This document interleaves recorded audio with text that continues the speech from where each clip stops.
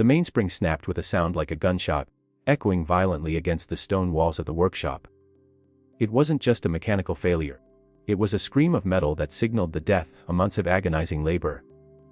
Elias stood frozen, his hand still hovering over the delicate brass assembly, his breath caught in a throat suddenly dry as dust. A single, jagged piece of the tension coil spun across the floor, coming to rest at his boots. It mocked him. It was a perfect, shiny piece of steel, now twisted into useless scrap. Elias Thorne was not a man accustomed to failure, but lately, failure seemed to be the only guest knocking at his door. He was the Master Artificer of Tavern, a city built on the rhythm of steam and clockwork, where the heartbeat of the metropolis was measured in the ticking of the Grand Tower. But the Grand Tower was dying. The ancient gears were grinding to a halt, the steam pressure failing, and the city was slowly succumbing to a freezing, silent winter. Elias had claimed, loudly, to anyone who would listen, that he alone possessed the blueprint for the Aethagard engine, a perpetual motion device that would breathe eternal heat back into the city's veins. He wiped a smear of grease from his forehead, leaving a dark streak across his pale, worried skin. The smell of ozone and burnt oil hung heavy in the air, a suffocating perfume of his incompetence. Why had the spring snapped? He had calculated the torque perfectly. He had sourced the finest flexible steel from the northern mines. He had spent weeks refining the tension ratios. Then, the memory washed over him, cold and shaming. The gilded tankard. The ale had been warm, the fire roaring, and the adoration of the crowd intoxicating. He had stood on a table, the blueprint clutched in one hand, shouting over the din of the tavern.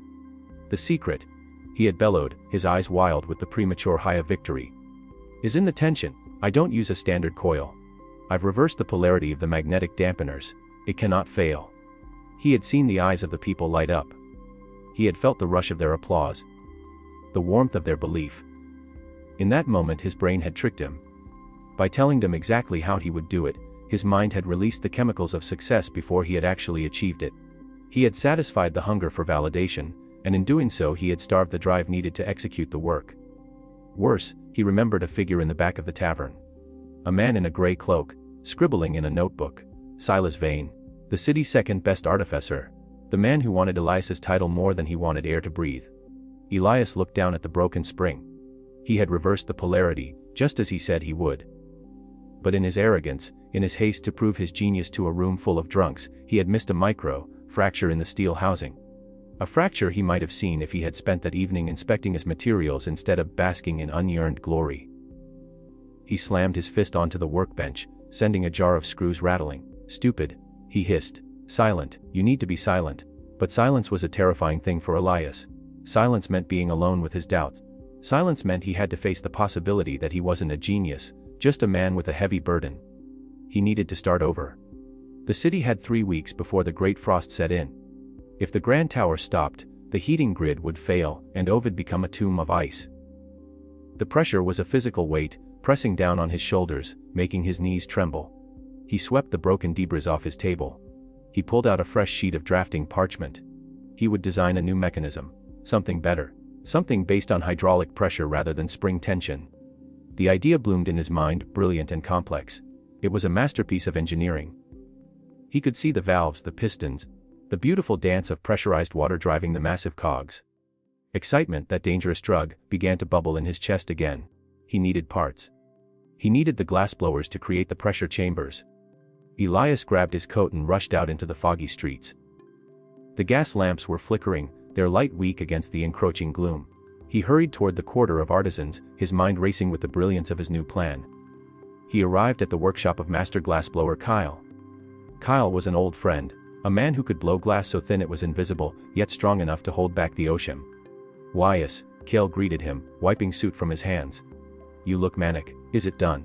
Is the engine ready?" "Better, Cal, better," Elias exclaimed, pacing the floor of the hot glass-strewn shop.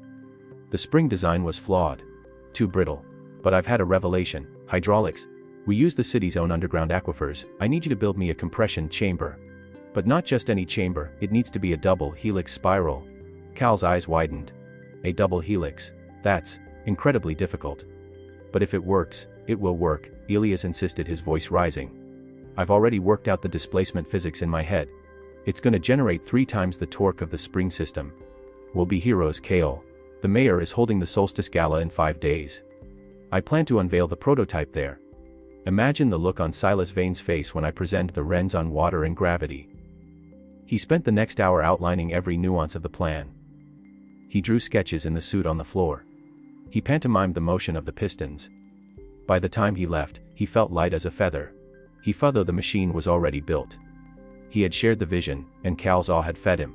But as he walked home, the euphoria began to fade, replaced by a creeping anxiety. He had promised a prototype in 5 days. 5 days to invent a technology that had never existed. The next morning, the trouble began. He arrived at his workshop to find the delivery of copper piping he needed for the hydraulics was delayed. The merchant, a usually reliable man, looked sheepish. "I'm sorry, Master Elias," the merchant said, wringing his hat. "Someone bought out the entire stock of treated copper this morning, paid double the market rate." "Ooh," Elias demanded, his stomach churning. I couldn't say." An intermediary, Elias knew it was Silas. Silas must have heard. But how? Elias had only told Cal. But Cal had apprentices, and apprentices talked to barmaids, and barmaids talked to other patrons. The city was a wealth of whispers, and Elias had shouted into the center of it. Without the treated copper, he had to use standard piping. It was heavier, more prone to corrosion, but he had no choice. He worked feverishly, sleeping only 2 hours a night. The joy of creation was gone, replaced by a frantic, sweating panic. He wasn't building to save the city anymore. He was building to save his reputation. He was building to fulfill the promise he had foolishly made aloud.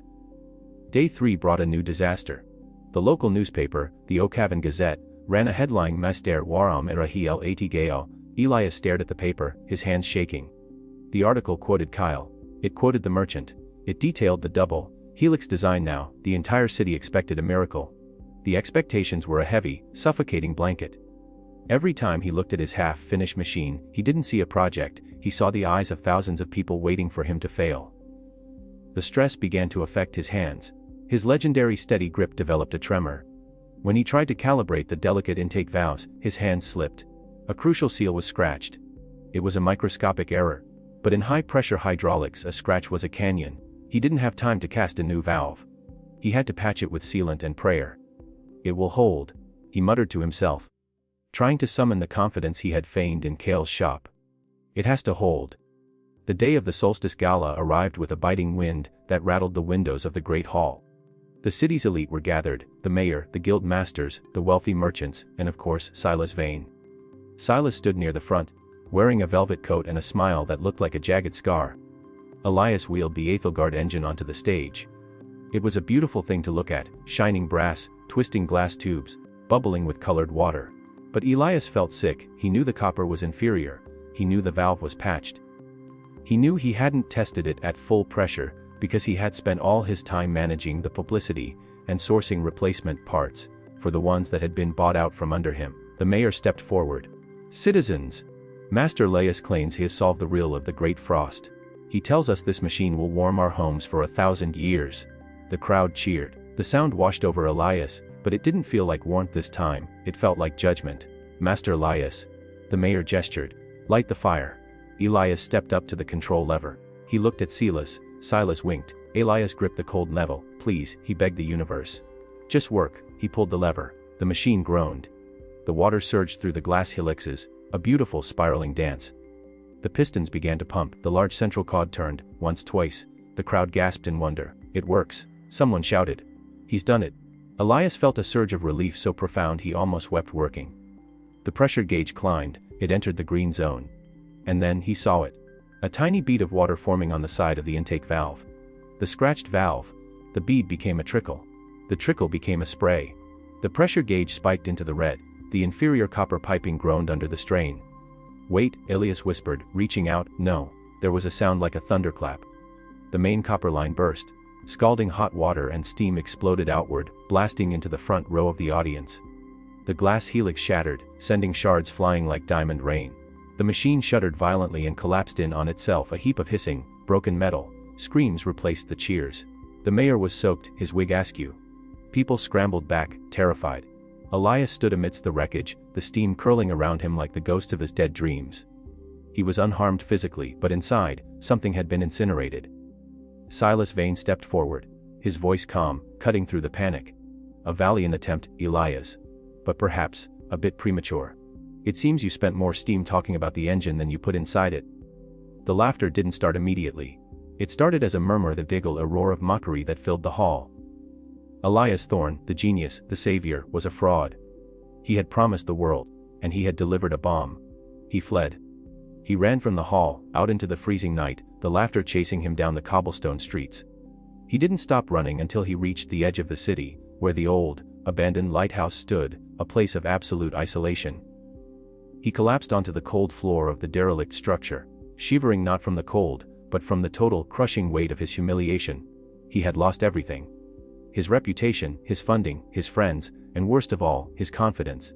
The city was still dying. And now, thanks to his vanity, it had no hope. He lay there in the dark, listening to the wind howl. For the first time in his life, Elias Thorne had nothing to say. The cold in the lighthouse was different from the cold in the city. It was honest, it didn't care about reputations or titles. It simply sought to extinguish heat, methodically and quietly. Elias sat huddled in the corner, his breath forming ghosts in the stagnant air. For 2 days, he did nothing but watch the ocean churn against the rocks below. The waves didn't announce their arrival. The tide didn't hold a press conference before it turned. The natural world worked in absolute, powerful silence. It was on the third night, as he watched the rhythmic rotation of the lighthouse beam, a mechanism maintained by a mute keeper who hadn't spoken a word to Elias, that the truth finally settled in his bones. It wasn't the copper that had failed him. It wasn't the valve. It was the leak in his own psychology. Every time he had spoken about his plirit, he had opened a valve in his spirit. He had let the steam out.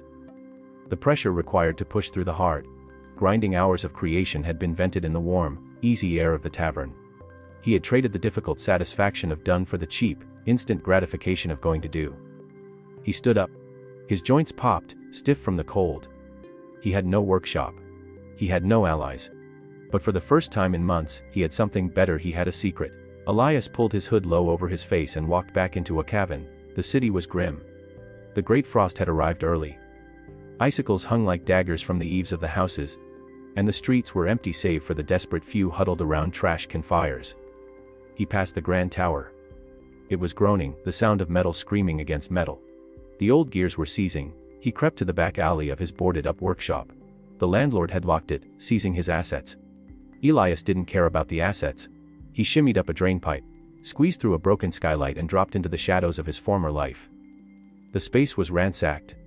Most of his tools were gone, likely sold by the landlord or stolen by scavengers. But the debris of his failure remained. The twisted wreckage of the Aethagard engine lay in the center of the room, a monument to his ego. He walked over to it. He didn't feel shame anymore. He looked at it with the cold, analytical eye of a surgeon. The design was sound, the execution had been rushed by vanity. He began to work. This time there was no music. There was no hum of excitement. There was only the scrape of metal and the heavy breathing of exertion. He couldn't afford new materials, so he cannibalized the corpse of his failure. He took the shattered brass housing and hammered it flat to patch the boiler. He couldn't get glass helixes, so he scavenged iron pipes from the basement plumbing, bending them into ugly, jagged shapes that mimicked the spiral flow he needed. Days turned into nights. He slept on a pile of oily rags for 20 minutes at a time. He ate stale bread he found in the pantry. On the fourth day, he heard a knock at the alley door. It was Cale, Elias. The glassblower whispered through the wood. "Are you in there? People are worried. Silas Vane is saying the tower is going to blow. If you have a plan, tell me, we can get the guild involved." Elias froze, his heart hammered against his ribs. The old urge surged up his throat like bile, the desperate need to shout. "I'm here, I'm fixing it. I'm the hero." He wanted to open the door and show Cale the ugly, iron heart he was building. He wanted the reassurance. He wanted to hear Cale say, "You can do it." But he looked at the iron pipe in his hand. If he opened that door, the energy would escape. The validation would replace the drive. Elias stayed silent. He stood perfectly still until Cale's footsteps faded away into the snow. The silence in the room deepened. But the fire in Elias's belly burned hotter. He channeled that unspent conversation into the torque of his wrench. He poured the unreceived praise into the welding of the seams. Every time he wanted to scream, "I am great," he instead made the machine better. The machine that emerged from the scrap heap was hideous. It was a scarred, welded lump of mismatched metals. It covered in soot and grease. It looked nothing like the elegant drawings he had shown the world. But as Elias ran his hand over the intake manifold, he felt a vibration. It was solid. It was dense. It was real. Outside a siren began to wail. It was the Grand Tower alarm. The primary pressure valve had failed. The city's heating grid was dead. Elias threw a tarp over his creation, and dragged it onto a rusted handcart and kicked open the back doors. The wind hit him like a physical blow. The temperature was lethal, -20 degrees and dropping. He pushed the cart through the panicked streets. People were running toward the town hall screaming. No one noticed the dirty beggar pushing a pile of junk. He reached the base of the grand tower. The massive iron doors were guarded by 2 freezing sentries, but the panic had drawn them away to the crowd. Elias slipped inside. The control room was chaos. Steam billowed from ruptured lines. The massive central gear, the heart of the city, was still. Standing before it was Silas Vane, surrounded by the mayor and the city council. Silas was red-faced, hitting a console with a wrench. "It's frozen, solid," Silas screamed, his composure gone. "The coal slurry is too thick, it won't ignite. Do something," the mayor shrieked. "The temperature is dropping a degree every 10 minutes. We'll be dead by morning." "I can't." Silas threw the wrench down. "Physics is physics, we need more pressure, but the boiler can't take it." "Mauve." A voice rasped from the shadows. The room went silent. Elias pushed his cart into the light. He looked like a specter, Felfy, his eyes burning with a terrifying intensity. "Elias." Silas scoffed, though his voice wavered. You're the reason we didn't look for other solutions. You and your exploding toy." Elias didn't speak to him. He didn't look at the mayor. He didn't make a speech. He didn't say, "I have returned to save you." He simply rolled the cart to the auxiliary intake port. He ripped the tarp off. The council members gasped, not in awe, but in confusion. "What is that garbage?" someone muttered. Elias ignored them. He worked with a terrifying speed. He disconnected the frozen coal feed and bolted his ugly iron contraption onto the main line. His hands bled as he tightened the bolts, the cold metal biting into his skin. Silas yelled. "He'll blow the tower up! He's mad!" 2 guards stepped forward, but the mayor held up a hand. "Wait," he whispered. "Look at his hands." They were steady. Elias finished the final seal. He grabbed a bucket of water from the emergency supply and poured it into the intake of his machine. It wasn't fuel. It was the catalyst for the hydraulic pressure. He placed his hand on the activation lever.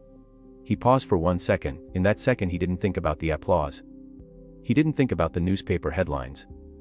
He thought about the heat. He pulled the lever. Clank. Silence. Silas let out a harsh laugh. "Pathetic, I told you, Demos." A sound like a deep inhalation echoed through the tower.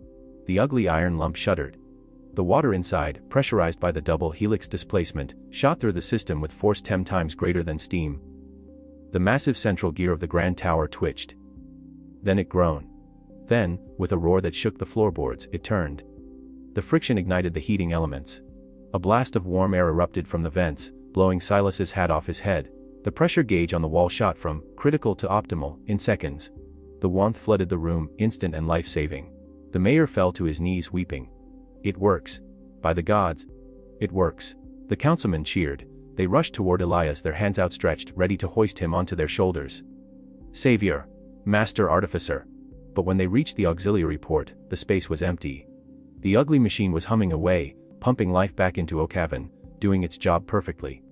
But the man who built it was gone. Elias had slipped out the side door into the warming night. He walked through the streets, feeling the heat rise from the grates, watching the icicles begin to drip. He saw families unbarring their windows, relief washing over the city. He walked past the tavern where he had once stood on a table. He saw the lights on, heard the laughter inside.